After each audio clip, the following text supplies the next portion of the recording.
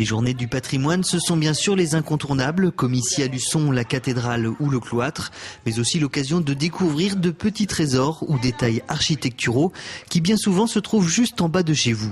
Ce qui est intéressant, c'est que la façade de cette maison a plusieurs oculus. Alors celui-ci, vraisemblablement, il y avait un évier derrière qui permettait d'apporter de l'éclairage sur le plan de travail de cet évier et avec le rejet de l'eau qui se faisait à l'intérieur de cette borne. Pour mettre en lumière l'histoire de la ville, des visites guidées sont programmées sur ces 2 jours avec un objectif précis.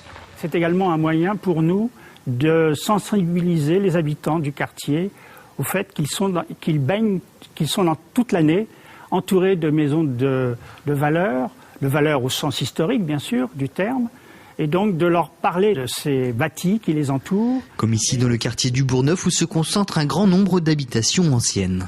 Alors c'est un quartier qui va de la cathédrale jusqu'à l'hôpital et il est remarquable par des maisons hors du commun qui ont été habitées 17e, 18e par des nobles, par des chanoines, jusqu'au-delà même de la Révolution. C'est aussi l'opportunité d'accéder à des lieux rarement ouverts au public, comme la chapelle des Ursulines, érigée fin du XVIIe siècle sous Louis XIV.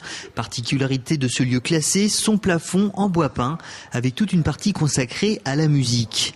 Et parmi les lieux ouverts exceptionnellement pour ce week-end, l'évêché et son jardin se dévoilent au public, un lieu emblématique de la ville de Luçon, construit en 1317, qui a accueilli le cardinal de Richelieu.